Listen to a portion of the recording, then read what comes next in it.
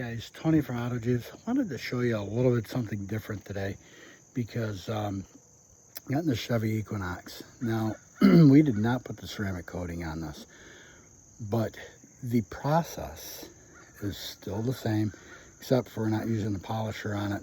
We're using an enhancer on it to keep that hydrophobic and the dirt from sticking to the paint. But let me show you what we did, and I'll show you that in a second here. Okay guys, we're gonna do it sideways here, and this is what we did. As you know, when we go through, we wash it and everything, get it all cleaned up, rims, tires, everything like that. We put an enhancer on there to keep that hydrophobic water beading and stuff like that. Get that the ceramic coating does need, you know, those pores get clogged and stuff, and you gotta keep them clean to keep that hydrophobic. It doesn't mean that the coating's gone. It just means that the pores in it are clogged and it's not getting that beading action. So that's what we did with this. But not only with that, we did the interior of it also, and we've gone to a really good UV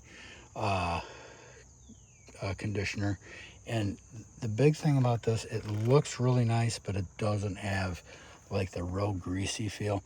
We're starting to get a lot of good compliments from that, so we'll probably end up start using this a little more than we've been using the other stuff. So we'll see how that works out. Some people like that, like the other look too, but I mean, this one came out really nice. I mean, it looks like brand new. So this is what I'm going to show you here. Show you a little bit more here, right up in front. And I got all of that, got that done. And let's see here.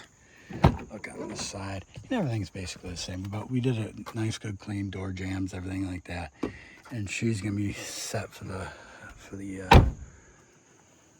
time here, and it's all ready to go. And we're going into what is it? It's August 17th now, so I mean, she's got to get this car protected and ready. So there you guys go, and just wanted to show you that.